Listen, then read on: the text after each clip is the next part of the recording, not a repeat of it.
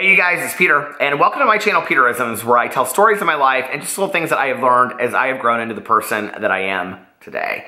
And this is kind of a long story. It spans many decades. But we're going to talk today about dealing with fans. And you know, it's kind of an interesting topic, and it's an interesting story, and I kind of hinted at it on my vlog last night. So, do you guys want to talk about how I deal with fans? All right. So, when I was about 5 years old, every summer my parents would go to the tennis championships in Indianapolis. We used to have the clay courts, and then it turned into the RCA tennis championships. And I've talked a lot on my vlog about how I played tennis, competitive tennis, all growing up. And I think I've talked about it on here a little bit too. But in those summers, what I loved was that the whole tennis thing was like 2 weeks long. And so this was between, from the time that my parents got, were together, got separated, divorced, and then years later they went to it too. So from like 5 to like 10 every summer, I would, like 5 years old to 10 years old, every summer I would go and stay with my aunt and uncle on a farm in Fort Wayne, Indiana. And that's where my dad is from. He's originally from Fort Wayne. And I would go up there and I would stay in this, farmhouse, and they, raised all different kinds of animals and all this kind of stuff. And it was, honest to God, like some of the best times of my entire life. Like, I really believe a lot of who I am today has to do with just those 2 weeks. And I could tell you so many stories about my aunt and I, and little trouble that we got into, and funny little things that we did. But I loved going up there in the summers. The only thing that I did not love, and you have to remember this is in August in Indiana, okay, out on a farm, was that I don't know if they didn't have air conditioning at the time or if they didn't use air conditioning at the time, but it was very, very hot. And so at night, we would have like fans blowing right on us, box fans. I told you we were going to talk about dealing with fans today. And so I think it was in the window, and then there was another one on the floor. And I used to always stay with my cousin. So I kind of remember there being like one in the window and like would bring air from outside. Do you remember that? Before like people had the big, units in their windows. And then there was one on the floor. Well, as soon as I came home from that summer, I was so used to falling asleep with a fan, the sound of it and the feel and everything, that my mom had to go out and get me a fan. I was like addicted, like immediately addicted. I was addicted immediately to fans, right? And so from that point on, I always had a fan, and I had to have a box fan. They were always box fans. And growing up, my mom, we probably went through like 3 or 4 fans a year, and I today know like where to buy fans in the middle of winter because they don't sell them everywhere, Like if you go to Target or if you go to Walmart in the middle of the winter, a lot of times they don't have them. Sometimes they will, they'll have 1 left or 2 left or whatever, but a lot of times they don't. And I've also learned, interestingly enough, that a lot of hotels don't have fans, which you would think that they do, especially after I have met so many people that are like, I can't sleep without a fan either. So anyway, so this has gone on through the years, right? Well, what's interesting about this is that one of my fears growing up was that I would end up, being with somebody that didn't like sleeping with a fan. What has been crazy is in 3 long-term relationships, every person that I got into a relationship with already slept with a fan before I met them. So it was I don't know, it was like if you're going on a date and you're looking at somebody and it's like, okay, they have a good career and they have a nice car, and they want kids and spiritually we're aligned and they sleep with a fan. You know what I mean? It's like, these were things that were really important to me. But it's so weird. And, now it's interesting because I like to have the fan pointed right on my face. I don't care if it's the dead of February and we've got 2 feet of snow outside. I love the fan right on my face. My husband, he turns it like at night. It's so funny. So when he goes to bed, he'll like turn it on his feet. And then when I come in, I turn it back on my face. And then in the morning, he like turns it off. Sometimes I'm like, I can't sleep without the fan. So we play these little jokes on each other with the fans all the time. And it's kind of just this funny thing. So anyway, but in the summer, we love the fan. But we have had points in our life where we have had a fan on either side of the bed, full blast, aiming on us. And I will now tell you that I am the very proud owner.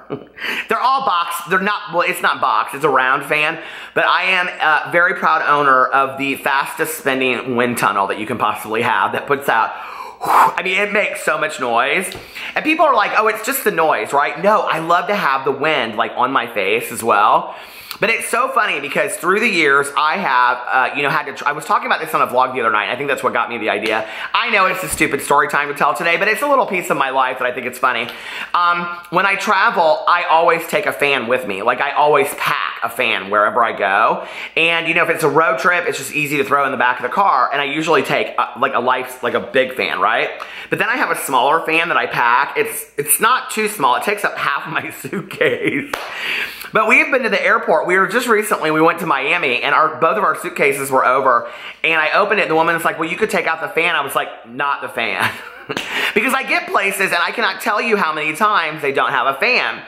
So I'm kind of programmed knowing that. Well, 2 years ago, Alex and I, right after Thanksgiving, my aunt and uncle took us all to French Lick, Indiana. It's like this springs and spa and casino. It's very nice. For their 50th anniversary. So we got there, and we were there for like a Friday and a Saturday night, right?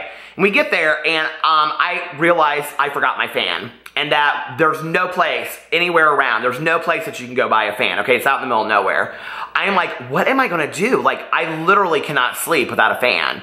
So I'm laying there, and we go, out to dinner, we go to the casino, we come back and everything. I'm like, Alex, I can't sleep without a fan. You know that, right? Because he can sleep without a fan. He loves to sleep with a fan, but he can sleep without a fan.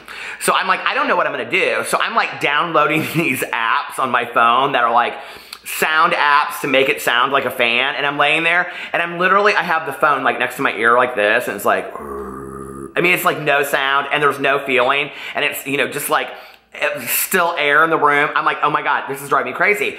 And Alex goes, go down and ask the concierge if they have a fan. He's like, I'm sure that they have a fan. Like, somebody's probably left a fan behind, right? My dog, Boo Radley, is going up and down right now in front of me like a cat, like up against my legs.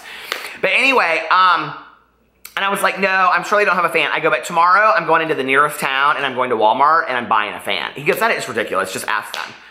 So we get up the next morning. I now have had about 2 hours of sleep because I can't sleep without a fan. And I am going downstairs. I'm like, I'm going to Walmart because I am like on a mission, right? That I'm gonna get this fan because I can't sleep without a fan.